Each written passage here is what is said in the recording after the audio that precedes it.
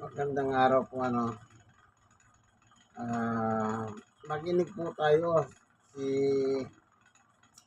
sa Dos Amigos,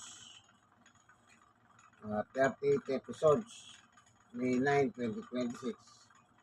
Si Leonard Llamas at saka si Kabunyog, Itong pag-withdraw ni Kaufman at saka yung kanyang kasama tungkol sa abogado ni Duterte. Pakinggan po natin sila, Kasi hindi natin alam bakit nag-resign itong si Kaufman. Babasa sa mga news, nag-resign siya. Pakinggan po natin sila sa paliwanag. Tingnan natin kasi dito makakapur tayo ng tamang aral. Okay? Mga usapin na critical ng mangyayari. Pero sa problemado ng Duterte o lalo ngayon ang ICC nag-withdraw na si Kaufman. Pero binasa ko yung sinabit ni Kaufman sa ICC. Hindi naman siya magsisinungaling doon. Si Duterte ang nag-decide na na siya. Dahil puro talo eh. Puro talo. Ang kontrata pala ni Kaufman sa ni Doug Jacobs, yung associate counsel niya, hanggang lang naman March 31. Ibig sabihin, dun lang sa confirmation of charges, kumbaga sa pre-trial.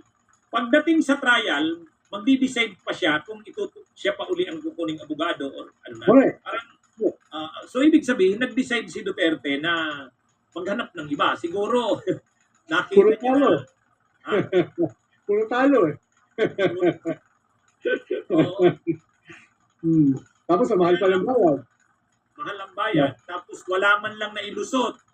Diba? Yung question ng fitness to stand trial, hindi lumusot. Yung interim release, hindi lumusot. Yung jurisdictional challenge, wala. As in, totally talaga wala eh. Oo. Yung confirmation na hearing, hindi rin lumusot. Diba? Kaya, iniisip ni Digong, teka, ang baba naman ng batting average. Tapos laki-laki, milyones ang binabayad ko rito. Ang problema dyan, siyempre, kung sino mang bagong abogado, pag-aaralan niya uli yan. Diba? Pag-aaralan niya ng gusto. Tapos magde-develop siya ng strategy. Diba? Hindi siya, baka hindi siya up and running eh. Kung sino man, nakapili na to ng bago eh. Oo. Actually, sinabi na ni Kaufman doon sa sinabit niyang pleading sa ICC, binanggit niya na yung kapalit niya at umukay na daw. Siyempre, pinili ni Duterte yon. Kaya lang redacted kasi, ibig sabihin hindi pa sa atin naka-reveal eh. Pero mayroon nang napil. Kaya lang, ang problema kasi ni Kaufman doon sa confirmation of charges hearing, napanood naman natin yung mga arguments niya. Actually, pang-vlogger lang yung mga pang-DDS na mga na yung mga argumento ni Kaufman hindi naman mabibigat eh. Pwede mo na kunin sa social media yun eh. Pinagtagpi-tagpi lang niya yung lumalabas sa social media eh. Oo. Siguro naisip siguro ni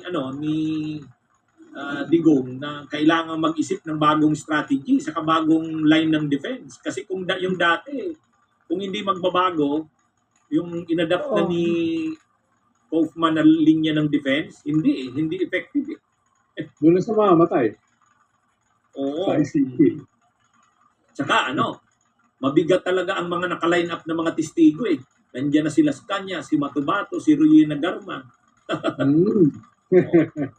Mga dati niya kasama. Dati niya mga hitman. Di ba? So they will corroborate each other. So makinig pa tayo ng ibang paliwanag tungkol kay Kaufman. Bakit sa bagay, doon pa lang sa usapan ni Leonard Llamas tsaka ni Kabunyog, meron pala silang kontrata. Sabi nga ni Llamas, puro talo. Kaya siguro napag-isip-isip ni Duterte kung ipagpapatuloy niya pa yung kontrata. So mas maganda makinig na lang tayo muna sa mga iba. Ito, para lang tayo matuto sa nangyayari sa ICC kay dating Pangulong Duterte o Digong ng Davao o Tatay Digong kung tawagin nila. Dito naman po tayo sa ibang balita. Sabi mo, kanina pinag-uusapan natin, we expect speeches, impassioned speeches, appeals to emotion. At mukhang narito natin yan sa depensa. And he did not fail us for that, no? And nakita natin how passionate the defense is on the issues. In fact, he was accused by the prosecutor of really not only appealing to the emotion, but his speech, and he should not testify on behalf of the former President Duterte.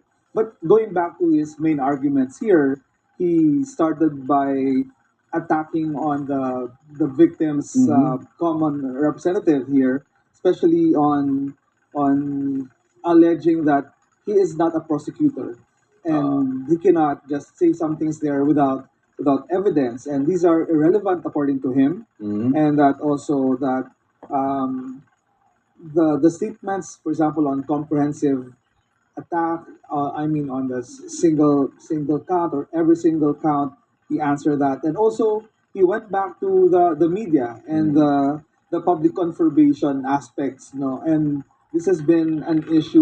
So, puro sinis na ito itong isang abogado. Ayaw ko yung ganyan. Gusto ko Tagalog. Ayun po, no?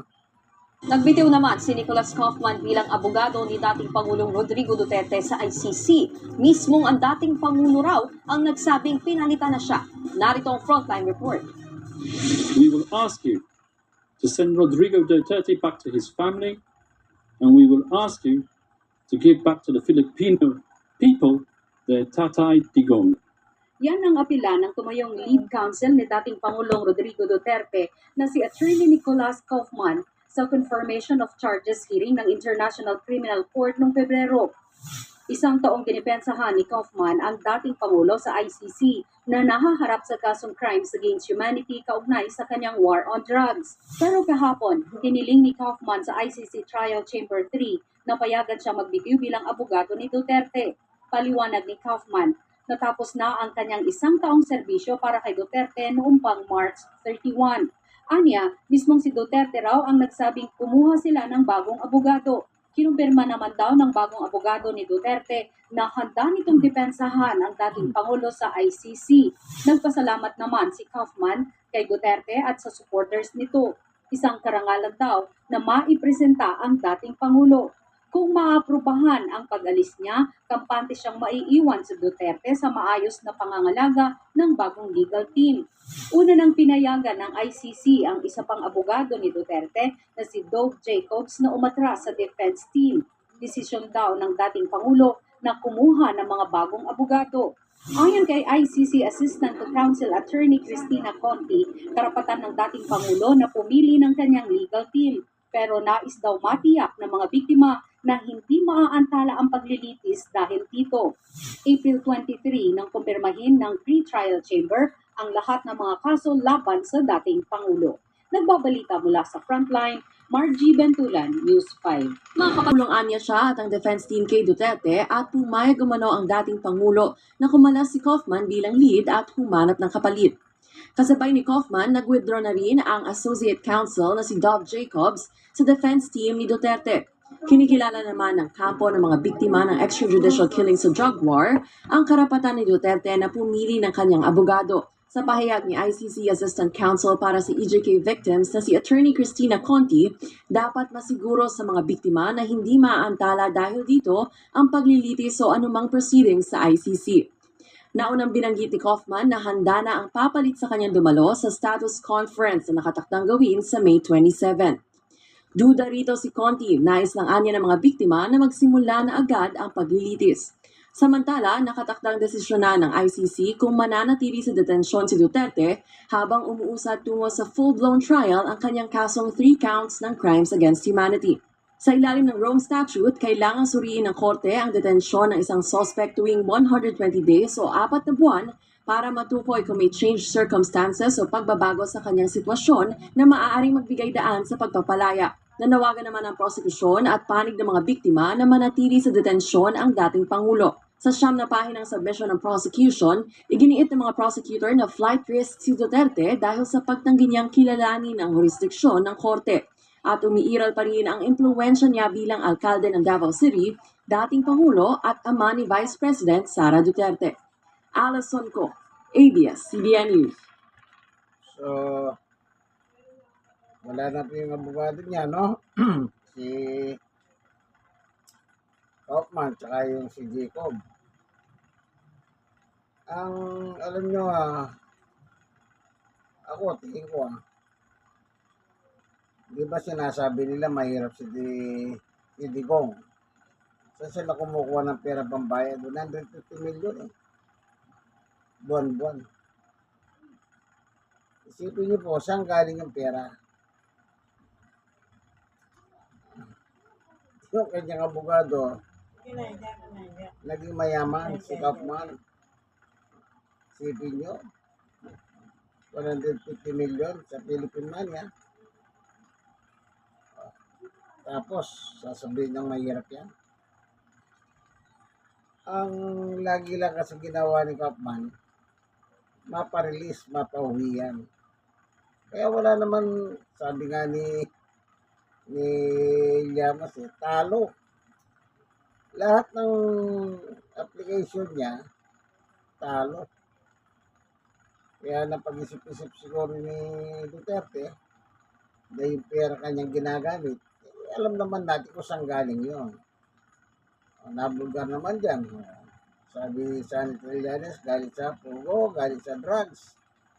Si Duterte naman, umamin siya ng araw, nandun sa video, na marami siyang nilakaw, pero rumusta. O yung droga, sabi ng mga testigo, ng dating DDS, kaya pinatay pala yung mga drug lord para masolve nila yung droga. So, in short, kung titignan natin, yung pero ginagamit kay Kaufman, galing sila sa masama. Sa masama, perang masama yun. Galing sa Pogo, alam niyo naman siguro ang Pogo kung ano yan. Yan, ano po, kaya, bagamat nakakahawa si Duterte kasi 81 na. Pero hindi ganun eh. Dapat siyang managot. Yung mga nawalan ng hustisya sa kanyang kamay. Yan ang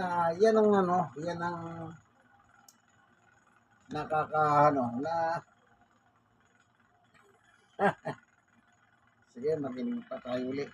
Sa kaso po ni dating Pangulong Rodrigo Duterte, hiniling ni Attorney Nicholas Kaufman na magbitiw bilang kanyang lead counsel. Hinihintay na lang ang desisyon ng International Criminal Court kaugnay po niyan. Pero sa tingin ni Ombudsman Jesus Crispin Remulla, delaying tactic lang yan. At nakatutok si Darlene Kai. Sa sulat ni Attorney Nicholas Kaufman sa International Criminal Court o ICC Trial Chamber 3 kahapon, formal niyang hiniling ang kanyang pag-withdraw o pagbibitiw bilang abogado ni dating Pangulong Rodrigo Duterte na lilitisin sa kasong Crimes Against Humanity of Murder kaugnay sa madugong war on drugs. Hindi binanggit ni Kaufman ang dahilan ng kanyang pagbibitiw. Base sa opisyal na dokumentong nakapost sa ICC website, March 31, 2026 pa natapos ang opisyal na engagement o kontrata ni Kaufman bilang counsel ng dating Pangulo. May 7, personal na pinuntahan ng defense team si Duterte sa kanyang detention facility para i-document ang pag-release o pagpayag ni Duterte na umalis si Kaufman at ang kagustuhan niyang kunin bilang kapalit ang isa pang abogado na redacted o hindi tinukoy sa pampublikong kopya ng dokumento. Sabi ni Kaufman, veterano na sa ICC ang bagong counsel ni Duterte kaya tiwala siya sa kakayahan nito. Sinabi na raw ni Kaufman sa bagong abogado ang mga pending deadline at siniguro sa kanya ng bagong counsel na dadalo siya sa status conference sa May 27. Sa isang payag, sinabi ni Kaufman na karangalan na naging kinatawan siya ng dating Pangulo. Kapag inaprubahan ng ICC ang kanyang withdrawal, Tiwala si Kaufman na nasa mabuting kamay si Duterte na tinawag niyang Tatay Digong. Kailangan pang aprubahan ng ICC Trial Chamber 3 ang request ni Kaufman, gaya ng pag-aproba nito sa hiling ni Dolph Jacobs sa magbitiw bilang Associate Counsel ni Duterte. Sa desisyong inilabas kahapon, sinabi ng Trial Chamber 3 na nagpayag si Duterte na i-reorganize ang kanyang defense team bilang paghahanda sa paglilitis. Nagdesisyon ng Trial Chamber 3 na aprubahan ang pagbibitiw ni Jacobs sa paniniwalang wala itong abalang idudulot. Para sa mga abogado ng mga pamilya ng biktima ng drug war, gusto nilang magsimula na sa lalong madaling panahon ang paglilitis kay Duterte. Sana raw masiguro na ang pagbabagong ito ay hindi magdudulot ng delay o pagkaantala ng proseso. Sabi ni ICC Assistant to Counsel Attorney Cristina Conti, may karapatan si Duterte na mamili ng kanyang abogado pero dapat daw siguruhin na hindi ito makaaantala sa proseso. Hindi dapat ito makabagal kasi nasa bagong phase ng proceedings ito. Magsisimula pa lang ang trial, may panahon para maghanda. Ang trial naman ay hindi magsisimula kaagad-agad. Sa kanya namang radio program kaninang umaga, tinawag ni Ombudsman Jesus Crispin Remulla na delaying tactic ang pagbitiw ni Kaufman. Nais lang anya ng kampo ni Duterte na pahabain ang paglilitis. Hinihingi pa ng GMA News ang panig ng kampo ni Duterte. Darlene Kai, nakatutok, 24 oras. So, delaying tactics, yan. Sabi ng ating ombudsman na si Jesus Crispin Remulla, maaari pwede rin gano'n. Kasi reorganize, sabi ni Dugong, yung kanyang council. Siyempre, habang naghahanap siya, sabagay sa May 27 pa naman, medyo malayo-layo pa naman, ano? Pero siyempre, nag-aalala din sila, lalo na yung mga biktima na dragon war na pinagpapatay nila. Nag-aalala sila, sana mas maaga pa masimula ng hearing. Ibig sabihin, mas maaga pa sa 27. Pero, paano magsisimula yun kung wala siyang abogado? Sa bagay, sabi ni Kaufman, na hindi kinumpin, pero binilin lang niya doon sa isang abogado na eksperto doon sa ICC yun. Sabi niya, yung isang news na pinakinggan natin. Pero, sana magkaroon ng katarungan itong mga kababayan natin na nabiktima ng Dragon War ni Duterte at ni Bato. Ito, si Bato ngayon, kinumpir ng Channel 5 na lumabas na yung warrant. Sana maging totoo yan. Kasi medyo gusto nila kasing tawag dito. Gusto na nilang makuha si Bato talaga. Sabagay, sabi ni John, nasa Davao lang daw siya, palipat-lipat lang daw ng lugar sa Davao. Ari nawa makuha na nila at pabigyan ng katarungan. Kasi mayabang naman si Bato nung araw, sabi niya. Sige, patayin niyo sila. Meron pa sinabi sa video sunugin niyo sila. Pinalabas sa ICC yun ng yung council, ay defense council, ay prosecutor ng ICC. Yung video na yun, patungkol kay Bato. Kaya yan, sabi, meron na siyang warrant of arrest, ano? Dapat lang makuha na siya. Dapat lang makuha na siya. Okay? Pakinggan na natin. So, pakinggan natin yung kay Bato.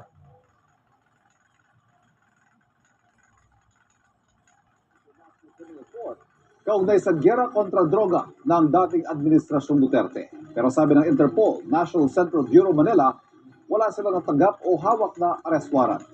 Nakatutok si Darlene Kai.